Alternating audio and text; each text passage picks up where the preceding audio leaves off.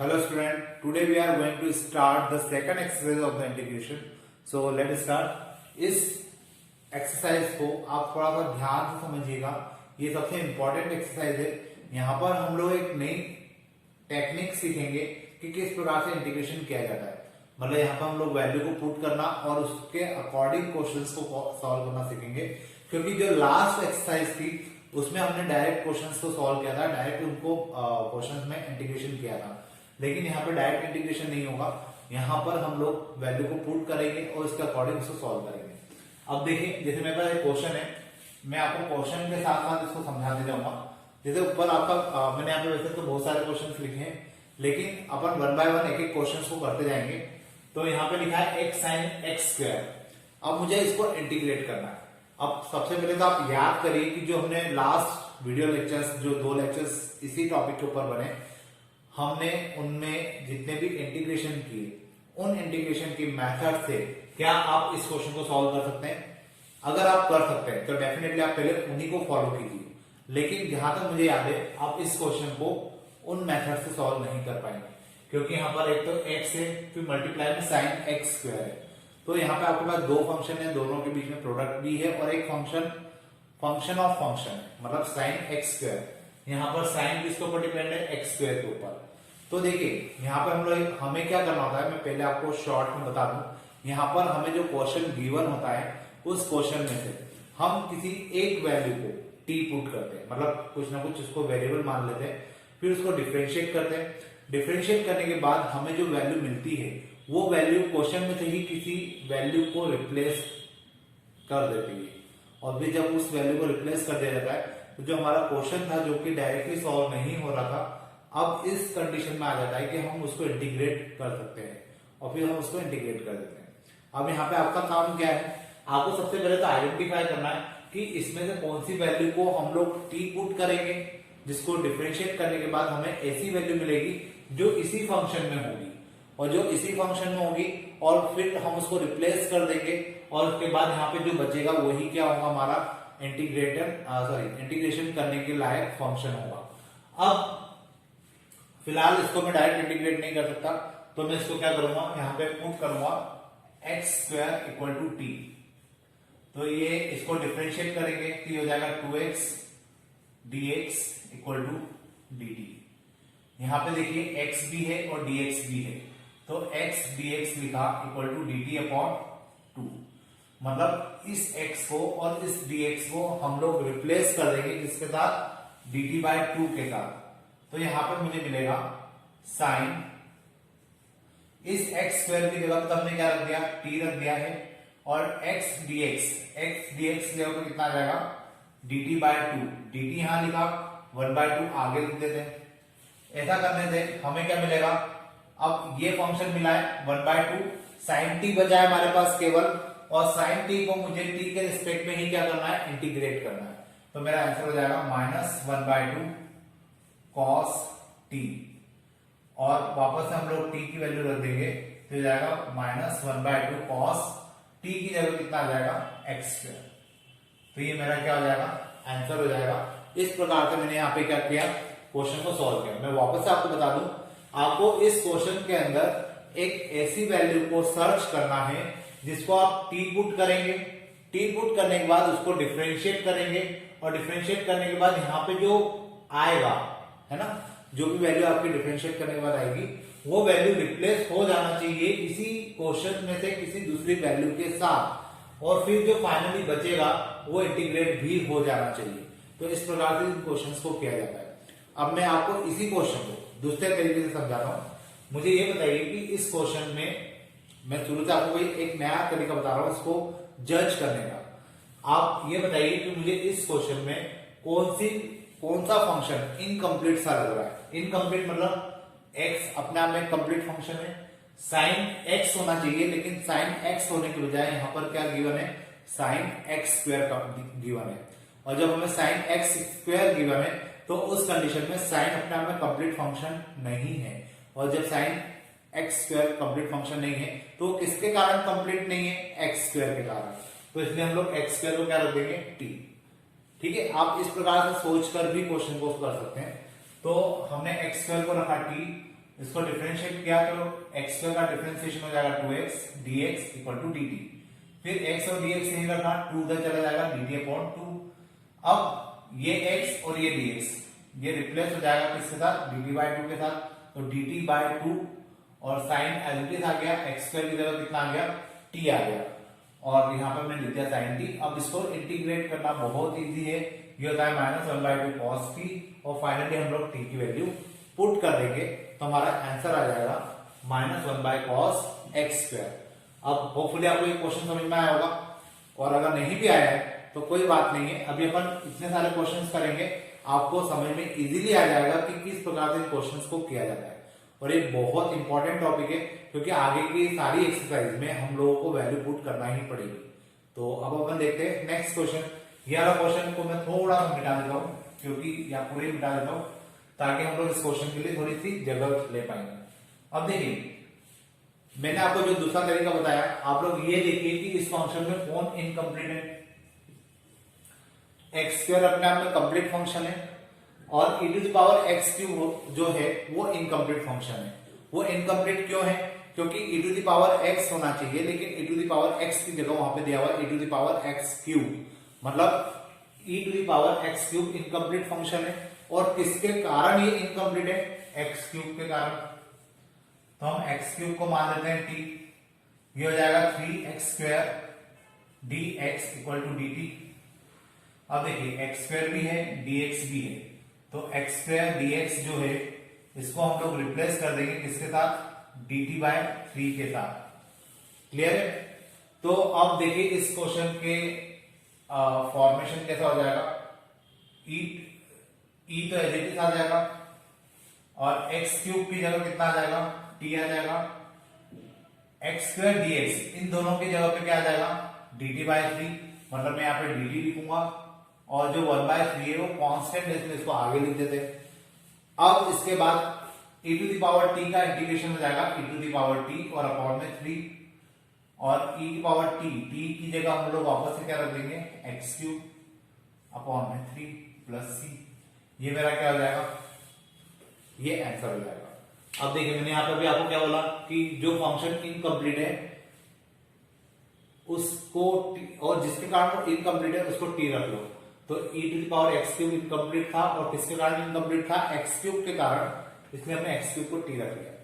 इसको डिफरेंशिएट किया, x square dx की वैल्यू निकाली और उसको रिप्लेस कर दिया dt बाय 3 के साथ। तो x स्क्वायर dx की जगह क्या आ जाएगा, dt बाय 3, तो dt बाय 3 आ गया, और e एज इट इज लिखा, इसकी जगह आ गया t, और इसको हम लोगों ने इंटीग्रेट कर दिया। अब अगर मैं डायरेक्ट इसको इंटीग्रेट करता तो इंटीग्रेशन हो ही नहीं पाता, है ना। और दूसरा जो पहला तरीका मैंने आपको बताया था कि यहाँ पर आप लोगों को डायरेक्ट अगर वॉच करना अगर अच्छे से आता है कि किसको डिफरेंशिएट करेंगे तो कौन सा फंक्शन आ जाएगा, और वो फंक्शन हमारे क्वेश्चन में अवेलेबल है या नहीं, अगर आप ये जज कर सकते हैं तो आपको सोचने की जरूरत नहीं कि कौन सा फंक्शन इनकम्प्लीट है तो कौन सी वैल्यू को पुट करें, आप डायरेक्टली भी कर सकते हैं। देखिए एक्स को डिफरेंशिएट करते तो एक्स स्क्वायर आता है, मतलब ऑब्वियसली मुझे इसको टी पुट करना है। इस प्रकार से भी इसको आप सोचकर क्वेश्चन को अटेम्प्ट कर सकते हैं। तो होपफुली आपको ये मेथड समझ में आई होगी। अब अपन चलते हैं नेक्स्ट क्वेश्चन की तरफ, और मैं इस क्वेश्चन को थोड़ा सा मिटा भी देता हूं ताकि और हमारे पास जगह हो जाएगी क्वेश्चंस करने के लिए। अब देखिए यहाँ पे e to the power tan inverse x upon में 1 प्लस एक्स स्क्वायर है, तो मुझे आप ये बताइए कि कौन सा फंक्शन इनकम्प्लीट है। 1 प्लस एक्स स्क्वायर अपने आप में एक कंप्लीट फंक्शन है क्योंकि वो पॉलिनोमियल है। e to the power x होना चाहिए एक्सपोनेंशियल फंक्शन के नाम पर, लेकिन वहां पर क्या गिवन है, e to the power tan inverse x।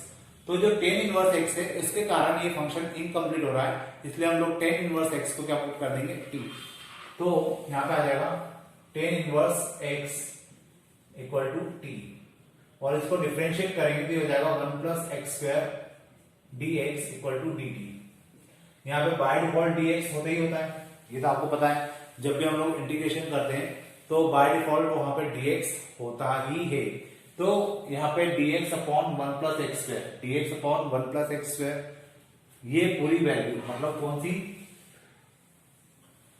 ये पूरी वैल्यू रिप्लेस हो जाएगी किसके साथ, dt के साथ। तो हमारा ये जो क्वेश्चन है वो क्या बन जाएगा, e tan इनवर्स x को तो हमने t रख दिया है, तो यहाँ पे t आ जाएगा, और ये जो वैल्यू है ये रिप्लेस हो गई किसके साथ, dt के साथ, तो यहाँ पे dt आ जाएगा। अब e to the power t का जो differentiation sorry e to the power t का जो इंटीग्रेशन होता है वो e to the power t ही होता है, और t की जगह हम लोग फिर से t की वैल्यू पुट कर देंगे and it is tan inverse x plus c। ये मेरा आंसर हो जाएगा। तो इस प्रकार से मैं क्या कर सकता हूं, इंटीग्रेशन के जो वैल्यू पुट करने वाले क्वेश्चन है उनको वैल्यू पुट करके भी मैं सॉल्व कर सकता हूं। तो होपफुली ये भी समझ में आ गया होगा। अब देखिए लास्ट क्वेश्चन इसी आगे उसमें लिखा हुआ है cos log x अपॉन में x। मुझे इसको इंटीग्रेट करना है, और अगर मैं इसको इंटीग्रेट करना चाहूंगा तो मुझे क्या करना पड़ेगा। अब यहाँ पे आप लोग जज करिए कि यहाँ पर कौन सा फंक्शन इनकम्प्लीट है। तो यहाँ पर x अपने आप में कंप्लीट फंक्शन है, केवल cos log x incomplete function है। और cos log x भी क्यों इनकम्प्लीट है, log x के कारण। तो हम लोग log x को क्या रख देते हैं, t रख देते हैं। तो ये हो जाएगा 1/x dx equal to dt। यहां पे साथ में dx भी लिखा है, तो dx अपॉन x ये जो है ये वैल्यू रिप्लेस हो जाएगी इसके साथ, मतलब यहाँ पे इसकी जगह पे क्या आ जाएगा, dt आ जाएगा।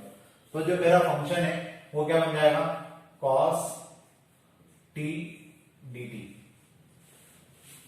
ठीक है, और cos t dt अगर बना है तो इसको मैं अगर डिफरेंशिएट करूंगा सॉरी इंटीग्रेट करूंगा तो ये क्या हो जाएगा, cos t का हो जाएगा sin t, और t की जगह आ जाएगा log x। तो मैं यहां पे लिख सकता हूं sin log x plus c। ये मेरा फिर से आंसर हो जाएगा।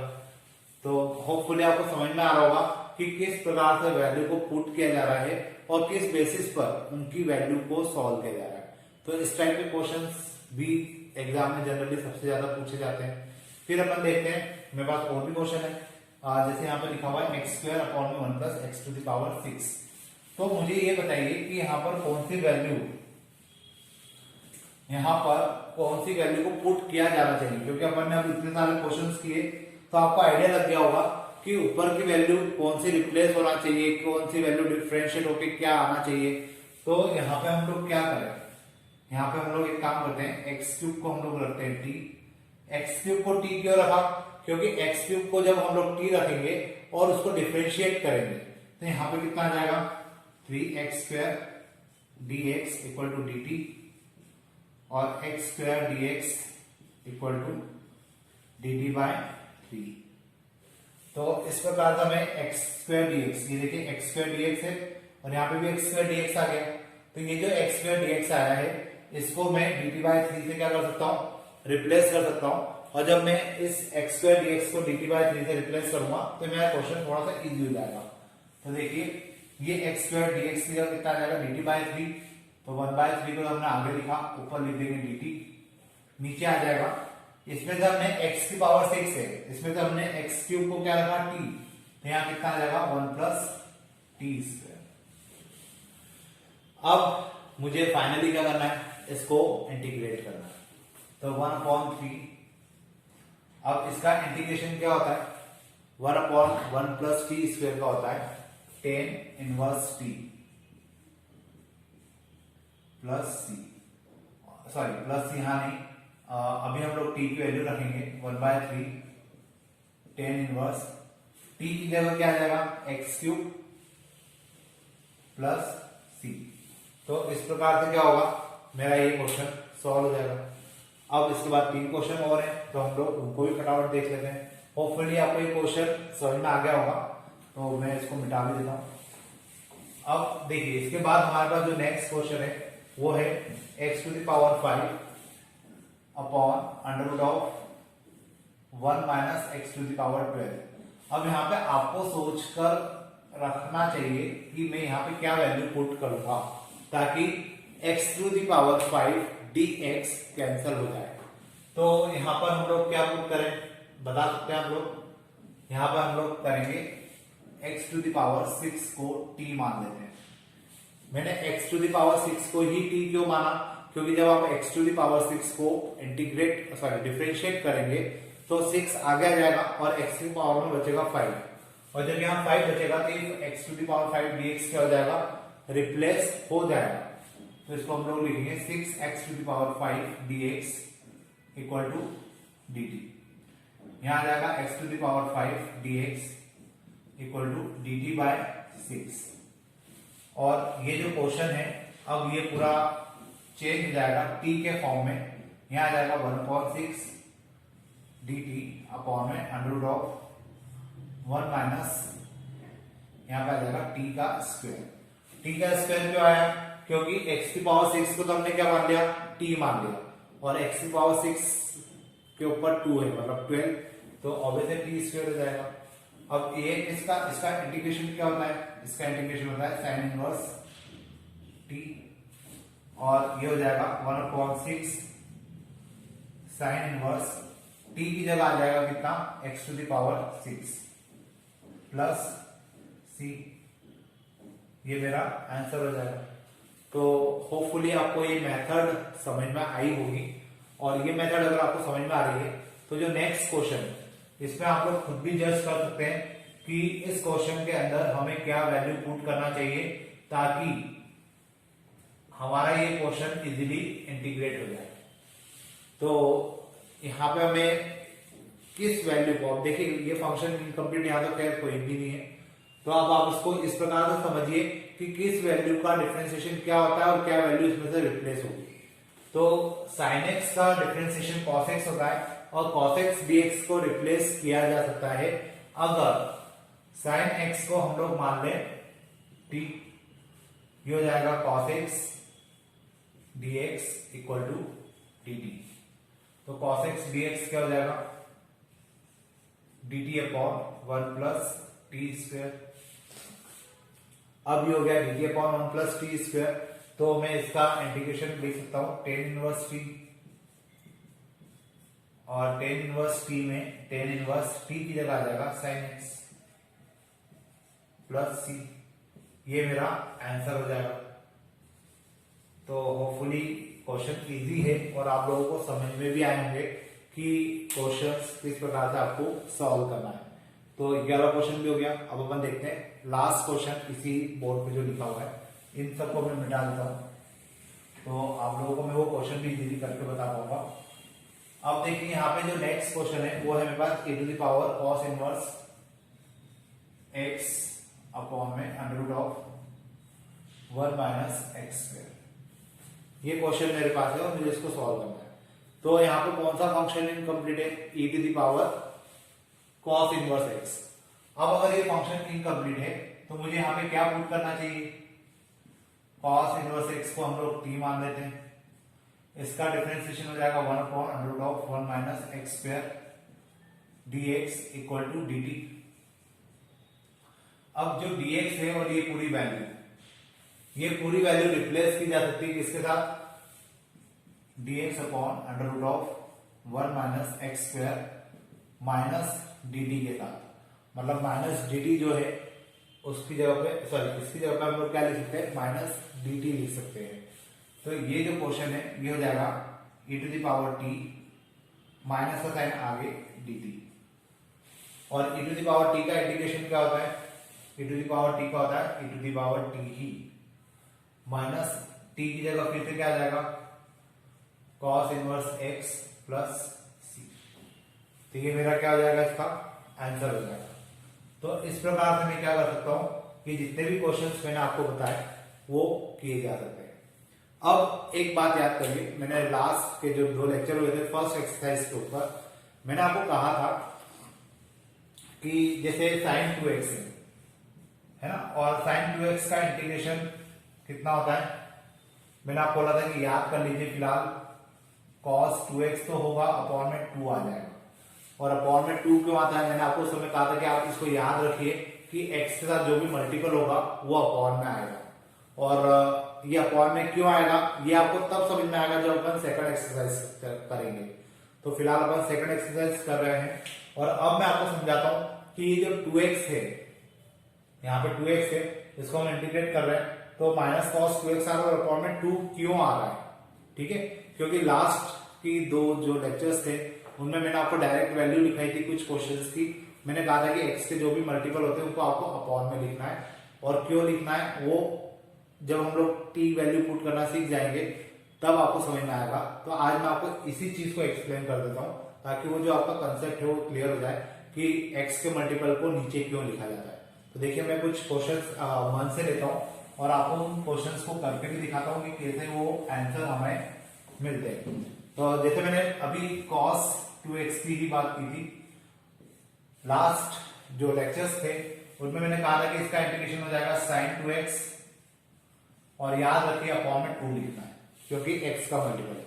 अब ये तो डायरेक्ट तरीका हो गया, अब देखिए इसका प्रॉपर तरीका कि अपॉन में 2 क्यों आता है। हम लोग ये जो 2x है यहाँ पे फंक्शन कौन सा इनकम्प्लीट है, cos 2x, और किसके कारण इनकम्प्लीट है, 2x के कारण। तो हम लोग 2x को क्या मान लेते हैं, t, ये हो जाएगा 2dx equal to dt, dx equal to dt upon 2। अब ये जो dx है इसकी जगह कितना आ जाएगा, dt बाय 2, और यहां पे आ जाएगा cos t dt, और अपॉन का जो 2 है वो यहां आ जाएगा। cos t को इंटीग्रेट करेंगे तो कितना आ जाएगा, sin t, और sin t में वापस से हम लोग t की वैल्यू रख देंगे, ये हो जाएगा sin 2x। तो होपफुली आपको समझ में आया होगा कि अपॉन में 2 क्यों आता है, क्योंकि यहाँ पे जैसे मैंने आपको पहले कहा था कि x के मल्टीपल में जो भी टर्म होती है उसको नीचे लिख दो, और उसको नीचे लिख देंगे। तो ये तो डायरेक्ट तरीका हो गया, लेकिन मैंने ये भी कहा था कि ये हम लोग नेक्स्ट एक्सरसाइज में सीखेंगे कि ऐसा क्यों होता है। तो देखिए मैंने आज आपको वो भी क्लियर कर दिया है कि ऐसा क्यों होता है कि अपॉन में 2 आ जाता है, क्योंकि हम लोग जो x के साथ जो मल्टीपल होता है उसको t मान लेते हैं और उसको सॉल्व करते हैं t वैल्यू करके, तो ये यहाँ पर 1/2 आता है। तो इस कारण से यहाँ पर क्या आता है, अपॉन में 2 आता है। जो भी x का मल्टीपल होता है वो नीचे आ जाता है। अगर आपको डायरेक्ट लिखना है डायरेक्ट लिखिए, और अदरवाइज आपको समझना है कि अपॉन में 2 क्यों आ रहा है, तो वो मैंने आपको यहाँ पे एक्सप्लेन कर दिया है। तो होपफुली आज का लेक्चर आपको समझ में आया होगा।